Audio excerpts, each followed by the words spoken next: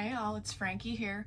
Welcome to my YouTube channel, and today, if my stomach will shut up for long enough, we're gonna start talking about Shrek and analyzing this animated movie. So, really quick before we jump into me, shitting all over this movie, because there are some weird parts. There are some really good parts that I'm going to talk about, but there are some really weird parts. So before I start doing that, really quick, I have an Instagram. It's kind of the only social media that I use, so if you'd like to see what I get up to, the art. Stomach, I swear to God.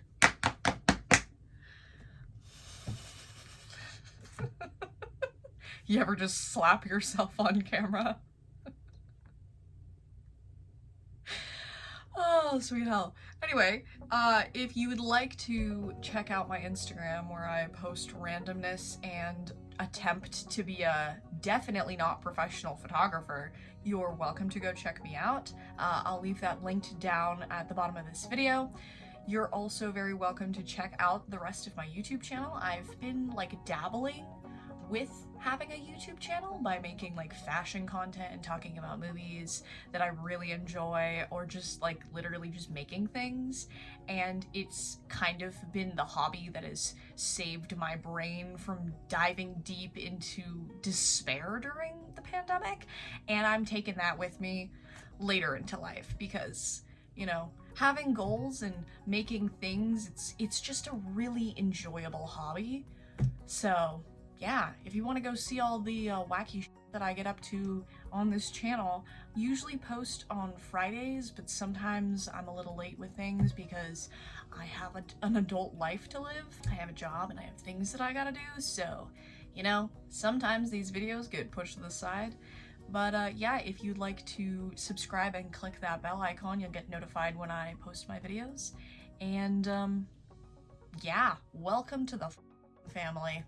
Also, I swear a lot and I bleep it out, but sometimes I forget, so welcome. I'm gonna start talking about Shrek. Let's get right on into this critique and stop blithering and just do the damn thing already. So at the beginning of Shrek, it's actually really beautiful. We get these nice overhead shots and these magical swells of music that kind of establish this sort of fairy tale kingdom-esque thing that we're getting into, and it lands on the fairy tale, the novel, how all kids' stories start with a welcome to the fairy tale opening scene. We get that, and I just realized as I was watching this I've seen this movie before a couple of times, and I realized as I was watching this, Shrek is one weird dude who reads children's fairy tales while sitting on the ground. That just hit me, and I was like, oh, okay, I usually browse Instagram. How is this dude reading fairy tales while taking a shit? It's seen the very beginning of this movie, and of course All Star starts playing the really famous music, and we get this kind of vlog style day of what it's like to be an ogre, which is really the reason that I recognize that is because I was YouTube vloggers, daily vloggers, that's a thing here, but Shrek does that just in the opening credits. He takes the mud shower, and then he sits down and has a feast, and he's doing his thing all day, and then the villagers are lighting their torches and coming after him.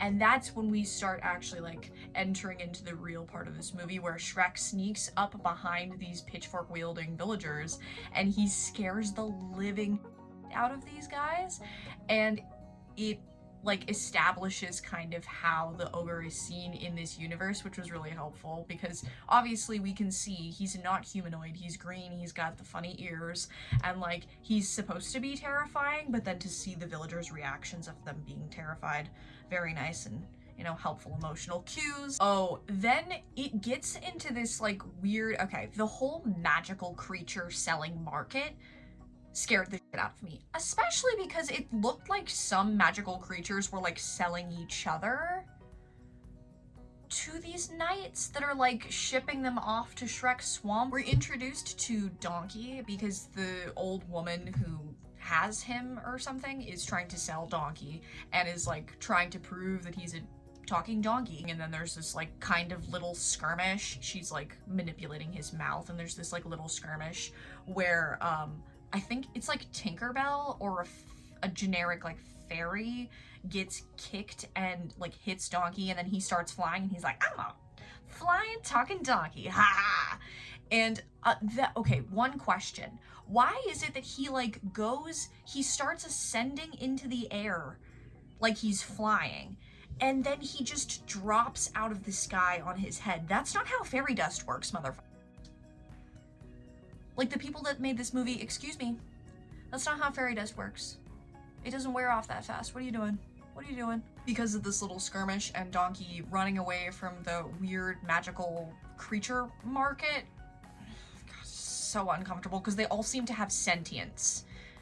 And it's really fucking creepy. Anyway, Donkey runs away from that market and is chased by knights and runs literally into Shrek's as he's putting up signs. And we also get to see Shrek in action again as he scares away the like bravest men in the land that are wearing armor, and they all run off. And then Donkey and Shrek decide that it's time to become acquaintances slash, in Donkey's mind, best friends, and annoy slash anger the shit out of each other, because that's kind of the entirety of their relationship in this beginning of this film. Is Donkey's just annoying and Shrek is just angry at him for literally everything. So it's really funny to watch it, but then again it also kind of gets grating in the end because it's very obvious that Donkey's the kind of, I want to say sentient being. Donkey is the kind of sentient being that likes to annoy people to get a reaction out of them, and I hate those people. Gotta say though, with that whole scene of like Donkey and Shrek annoying the shit out of each other, all of the facial expressions that the animation team came up with in that moment are so incredibly good. They have like the nuanced muscle movement that gives very individualized expressions, and it tells a whole different story throughout this film. I need to shout out, like right away as I'm doing this, the facial animation team, specifically the people that did facial animation. You people, gold mother star, A+, all of the good vibes, because that stuff, it blows me away the amount of facial expressions that they jam into this film, and I freaking love it. So we arrive at Shrek's swamp because he was apparently like putting posters in the woods being like, keep out of my swamp, and that's how him and Donkey met. They go back to his house and Donkey immediately, he pushes all my buttons. He pushes all my buttons. He's the type of house guest that immediately like runs into your house and like puts all your shit everywhere and like takes over the place and then doesn't know when they're being too annoying to leave. Please, please, don't do this to me. Don't do this to my brain this early in the movie. I don't like watching things. It's very, words, Frankie. It's very hard for me to want to pay attention to something and like give my full time to characters and TV shows and movies that annoy me. If I'm taken to that place where I'm just like, okay, I'm annoyed and angry at this thing all the time, then I'm not going to watch it. So Donkey being super annoying, like, turns me off to this film a little bit because I'm just like, I don't want to spend my time like looking at this thing that I'm annoyed by. My time is precious. Like, what the As like Shrek and Donkey are hanging out and having their evening, Shrek makes himself dinner, and like really quick, I actually want to pull up, first off, I want this shot glass. Like, can please somebody make this shot glass with like the wood and the glass and obviously the eyeball cherries, because who doesn't love an eyeball cherry? I want all of that, like a dozen of them. Please and thank you. Secondly, I want to pull up the image of the feast that Shrek like made for himself this evening and try and guess what kinds of foods these are. So obviously that long green with the red polka dots on its back, that's a slug of some kind, which is also hilarious because Shrek His ears make the same shape as the slug's eyes, which make me think that they're like kind of similar species. I'm just gonna leave that where that is. Anyway, there's obviously a jar. It looks like a mason jar of eyeballs. That doesn't seem very interesting. We've got a pumpkin with, I think it's earthworms. They look like earthworms, or they could be brains, but I'm leaning towards earthworms. And then the little green ball things kind of look like frogs. Yeah, they kind of look like boiled frogs. It's like Brussels sprouts, but not Brussels sprouts. Definitely not Brussels sprouts. A couple of those Brussels sprouts have faces. So I think Shrek is having a slug, pumpkin, eye, worm, frog dinner. Tell me what you think down in the comments below. This is my best guess, just based on this image. Like, what he's eating. So if any of you have different thoughts, please let me know down below. I love looking at movie foods and trying to guess what the hell they're eating.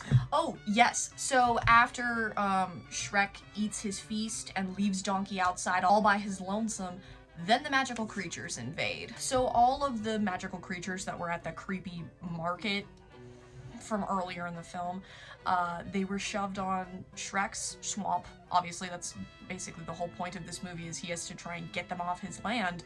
So him and Donkey... That was a dry burp. That was weird. Sorry. Seems relevant, though. I'm gonna leave all my burps in this film because I feel like Shrek would approve. So... there you go. Shrek sets off on this, like, quest to go get the magical creatures off of his land. We're introduced to the concept of milk boarding torture because we witness the torture of a freaking gingerbread cookie, which is awful. But also, we are then introduced to said torture master, McFace Farquaad, bro. Then, as we're introduced to Farquaad, there's the magic mirror is introduced as well, and then all of a sudden we're thrown into this like 70s dating game show type thing, and I like it felt like my body was just retracting inside of itself when this scene was happening, because at one point Farquaad like is coming to his decision to be like, oh my god, which princess do I want to marry? And he literally like sticks his fingers up in the air and is like, I want number 3, like he's bidding at an auction for like a prized ham. So Shrek and Donkey arrive at Farquaad's castle, which kind of looks like an amusement park because it has those like round circular gate entrance contraptions. Scare the out of some like old medieval mascot version of Farquaad. And then there's that, you know, obviously the little puppet informational singing booth thing that everybody memes like the shit out of. So funny. I just have to say though, with that scene specifically, everything was cringy and singing, and there were puppet butts that I got to witness, which, God, they're puppet butts. Like, why? Anyway, the thing that I wanted to mention about that scene is that I'm really impressed with the amount of like moving parts that are happening in that scene. All of the different like interlocking puppet animation. I know it's CGI, so it's a little easier to program everything to be like levels of framing, but just the amount of movement that was happening in a really small amount of space was super interesting to look at, even if the song it was set to like makes me want to cry with just pain and sorrow. After they see the puppets and they walk through pretty much the entirety of the empty kingdom of Duloc, I believe that's how you pronounce it, they go into this, like, the tournament thingy, and they have that awesome epic beer fight. Holy shit. Okay, so when Shrek, like, smacks the cap off? I don't know what it's called, but the tap thingy, and he smacks it and, like, shoots all the beer into the knights and, like, creates the giant pool of beer. I was just like, oh my god, beer wrestling sounds like so much fun. Just like personally, that sounds really fun. I want to jump in there and take part in that. Though, not with Shrek. Both Shrek and Donkey in this scene, like, maim these knights. Donkey gets on top of one of these giant barrels of beer and he crushes a couple knights. I hope they're not dead, but then again, I hope they are dead because that would f***ing hurt. Just the amount of liquid that's in those barrels, they should be dead. And then Shrek does a couple of moves where he like spins people around in the air. He like he took a knight, flipped them upside down and like shoved their head into the ground and knocked them out that way. I don't want to take part in that. That looks really painful. But with anyone else who doesn't want to maim or destroy my vertebrae, if you want to beer fight me at some point, let's set this shit up because this looks really fun. During that whole monologue where Shrek is talking about onions and blah blah, Donkey starts annoying him, and okay, I literally just have to read this verbatim as he said it because I was impressed with his like poetic styling. He says, like, they're having an argument and Shrek is like, "No, you dense, irritating miniature beast of burden." Talking about Donkey. It's not a swear. There is no swearing in there. It's big words collectively combined to be like poetic anger. And I want to do that. As Donkey and Shrek are continuing on their quest to find the princess, we get some really good landscape painting type shots in this movie. Kudos to whoever team or person, I have no idea, who created these beautiful shots because it was really nice to just see a little bit more of like the land that this fairy tale adventure is taking place in. I always really like establishing shots because if it's all just like face, if it's all just people's faces and bodies, then it gets really hard to picture where everything is taking place. And you can start to kind of set the movie in your own time or with your own like frame of reference for what the world looks like. So establishing shots are really good to just keep you inside the actual fairy tale. Shrek and Donkey finally get to the princess's like lava surrounded castle with a whole bunch of like dead things and, you know, the like black vultures and the spooky lighting, you know, all of the vibes that say this is an evil place. They put all of those vibes together and then just shot it out onto the screen. So they get to this castle and Shrek does the dumbest thing I think I've ever seen just anywhere. I need to collect my thoughts. Shrek is like walking Donkey backwards on this really rickety bridge and he decides that getting Donkey to move across the bridge, you know how he's gonna do that? He's gonna shake the bridge that they're standing over a lake of molten boiling lava and he wants to swing them back and forth on this bridge. Nothing dumber. Nothing dumber in my life, and that's counting the couple of times I got myself into motorcycle accidents. This is stupider than that. Somehow they make it safely across this damn lava bridge and they rake into this really empty red lit castle, which I don't know if the red lighting is just because it's like above a lake of lava or it's for aesthetic reasons. Love the vibe.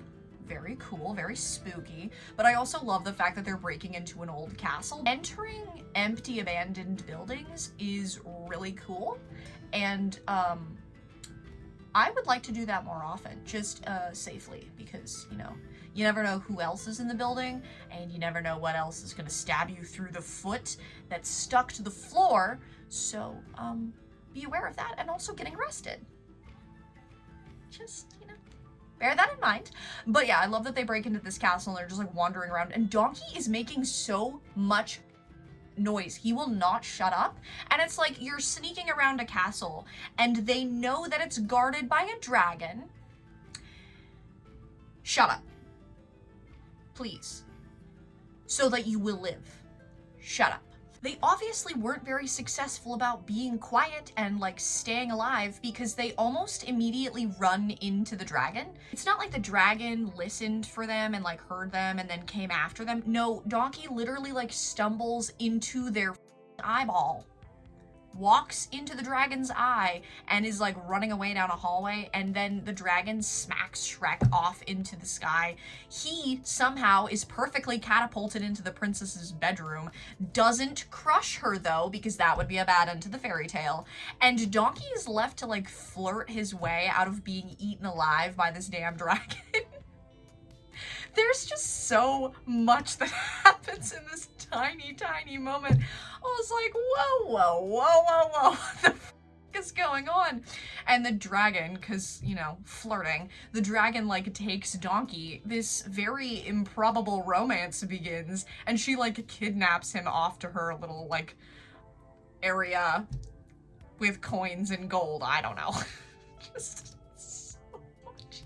There's so much happening.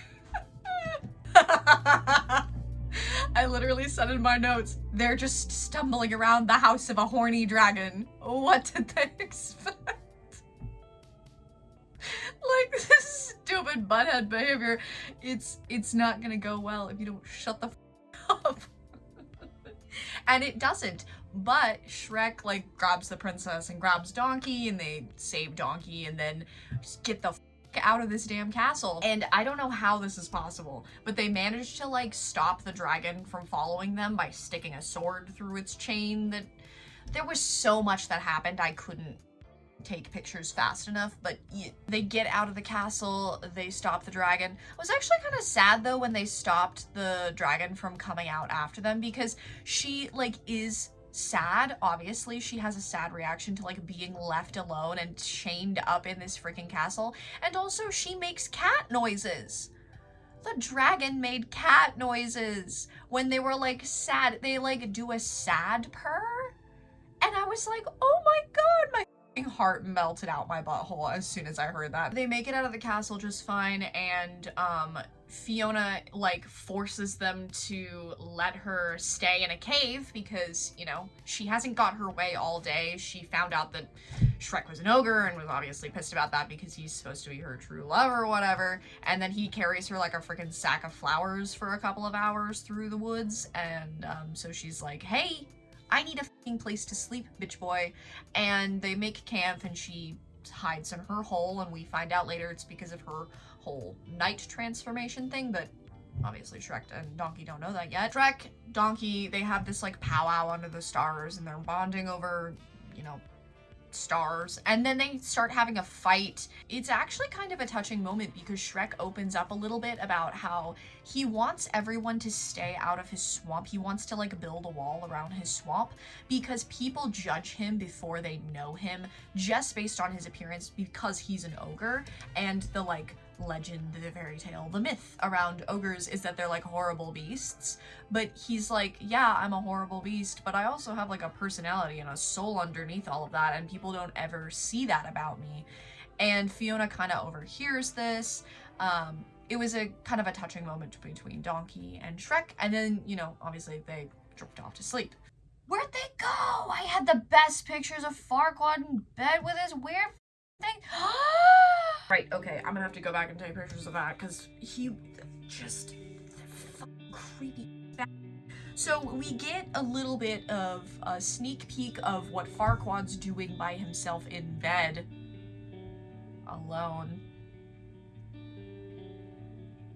He's sipping on a martini and staring at Fiona's picture in the magic mirror, and just like everything about this scene gives me the creeps and the cringe vibe. But also I realized that behind Farquaad, he painted the birth of Venus, but he's Venus. He's like fully clothed, taller in his little like self-portrait, because obviously he didn't paint it. Why he has that painted above his bed, I will never understand. You can see that his ego is kind of shooting through the roof at all times, and it's affecting everybody else's life. For the worse. We continue on through the movie, and Fiona murders a bird with her vocal cords, which is a first. And Fiona and Shrek kind of have like the bonding walk where, you know, they start doing more things that are similar and eating cotton candy that's made out of spider webs and smacking Donkey in the face and, you know, just like fun, lovey-datey relationship with ogres things. And then there's the really creepy scene where Robin Hood, like the perverted, scary, minstrel, band singing French Robin Hood, kidnaps Fiona. And then she like whoops his ass because she has martial arts skills in her back pocket somehow. But Shrek got shot in the ass with an arrow, and Donkey starts having like a panic attack over the fact that Shrek has an arrow in his ass, even though he's not making a big deal out of it. But let me just ask you this, doctors and medical professionals, if somebody has an arrow shot into their butt cheek, would they be able to run around in circles and not be in excruciating pain? Because I feel like an arrowhead sticking into your butt meat would kind of hurt, and he would be a little bit immobilized, but he runs around this freaking clearing trying to get away from Fiona, who's just trying to take the arrow out of his butt. This is confusing and not medically possible. I think after Shrek gets the arrow out of his butt and, you know, they have more cute getting along with each other, like montagey stuff, and it's becoming more apparent that Fiona and Shrek are kind of like on a pseudo date, even though neither one of them is wanting to get in a relationship with the other one at this point, like officially. I think both of them are starting to have crushes on each other, which is kind of cute, except they have some like tortured balloon animal moment, and then Shrek like shoves Fiona into a bush really ferociously, and I was like, okay, maybe we shouldn't start out a fresh relationship with a smattering of violence. That's never a good idea. Stick that in your pipe and smoke it, please. And then as the day draws to a close after our long montage of the like cute date, slightly disturbing date, Shrek and Fiona have more flirting over rat shish kebabs. That set my spine to tingling, and I don't like dislike rats. I wouldn't consider myself a person that thinks creepy crawlies and bugs are like disturbing. I would be the type of person who would eat bugs if I knew how to cook them properly. Eating rats shish kebabs is a different story. Just the diseases. Just so many diseases. The night draws to a close, and Fiona obviously has to retreat and, you know, do her transformation into an ogress, and Shrek is grappling with his feelings about whether or not he should tell Fiona that he likes her. And as this is all happening and the two of them are separated, Donkey stumbles across Fiona as an ogress and is like talking with her about, hey, you know, are you gonna talk to Shrek about your feelings and actually be with him, or what? Because, you know, time is running short. And she says some hurtful things about herself, but obviously Shrek was eavesdropping because he wanted to bring Fiona a flower and like be all romantic, and he heard these awful things and just assumed that she was talking about him because, you know, he's the ogre and he thinks he's the only ogre in this situation. So, you know, obviously miscommunication ensues. It's a very cliche plot point. It kind of gets on my nerves. There's so much miscommunication that could be easily figured out with a simple conversation. Shrek, like, bottles up all of his feelings, and then he goes and gets Lord Farquaad and his army of knights, comes back the next morning. Fiona transforms back into her, like, white girl self. It's really funny because when Farquaad is actually proposing to Fiona, he, like, pulls her down to the ground because he's so much shorter than her, and I noticed that in the background, his horse is chilling with the fake legs attached to the saddle, just like in the background of him proposing to Fiona. Just some random legs. Fiona goes off with her husband-to-be Farquaad. Donkey and Shrek actually have like a sad friendship ending fight. Thankfully, it's temporary, I have to say, with the facial expressions. They pull off the sad, angry faces in this movie so well. In this scene particularly, you can tell that like, even though Donkey and Shrek are like yelling at each other, they're sad while doing it. Like their ears are drooping, their like eyebrows are pointed up, and all of that like indicators of depression and sadness are super obvious on their faces. Kudos again, facial animation team, you guys are amazing. Shrek breaks off his friendship with Donkey and like goes back to his swamp, which now that he has the whole like the deed to the swamp that Farquaad gave him, all of the fairy tale creatures were forced to move out of the swamp, which means that everything that they had was basically left behind and broken. So he spends the whole like sad song montage of cleaning up his swamp and being alone. Donkey's wandering through the woods, and Fiona is getting ready for her wedding to Farquaad, which she needs to happen that day because you know how she transforms every night into an ogre. If Farquaad sees her as an ogre, she's afraid that he won't marry her, which, spoilers, is exactly what happens. Donkey and Shrek have another fight because at this point Donkey's persistence of like, I'm gonna be in your face and I'm gonna be really annoying actually comes in handy because he goes back to Shrek's swamp and he starts building this like really rickety wall himself, and he's like, this is my half the swamp. I did half the work. I saved the princess with you so I get half the swamp. I get half the rewards. And Shrek is like, no, you out. And then it's really actually kind of nice because Donkey has an emotional speech about how he feels unappreciated by Shrek and how he's not just a pushover. He is an important, valid part of the team, and they are friends. They should have each other's back and like forgive each other. And Shrek is just like putting up walls, being like, no, no, no, I don't want you in my life. You. And Donkey is like, I've done all this work for you and I've been there for you, and like, where did it get me? Thankfully, they like shake hands and they make up and they actually forgive each other like friends should do. You know, doesn't always work out in real life, but I'm glad it works out in the movies. Shrek realizes that he's like, I love Fiona and I want her back and I want to go to the wedding and I want to crash it and I want to get her. So Donkey is like, you know what? I got my friend. I got the dragon. She somehow escaped from the castle and found me in the woods. This really big fairy tale kingdom somehow. And so they ride the dragon back to Duloc.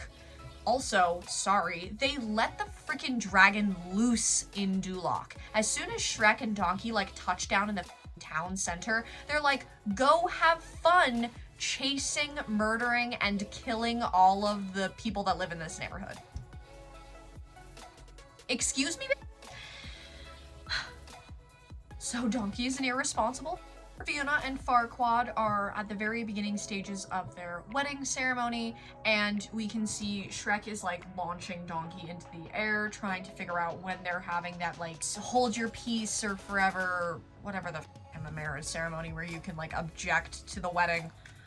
They realize that that part is past, and Shrek like bursts into the freaking chapel and is like, I object!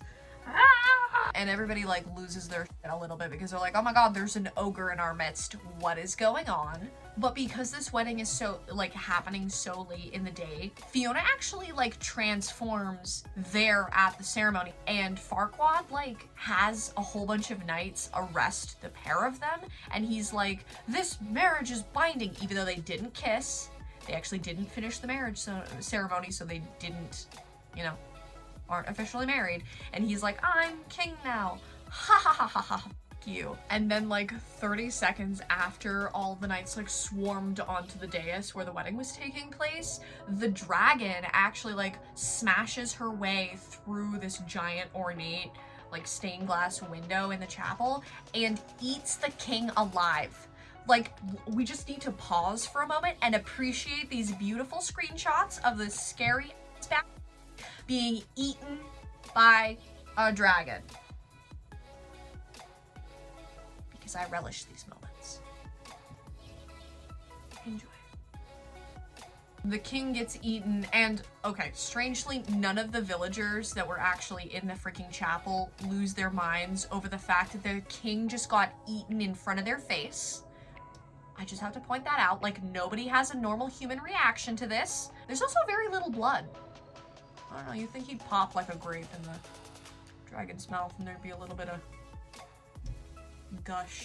Fiona and Shrek kiss at the very end, and Fiona does her whole like swirling in the magical light transformation thing again. This time it's to permanently become an ogress. It's the very end of the movie, and Shrek and Fiona kiss in the chapel, and then they actually transition over into their real wedding, where they got like married outside in the swamp, surrounded by all of their friends.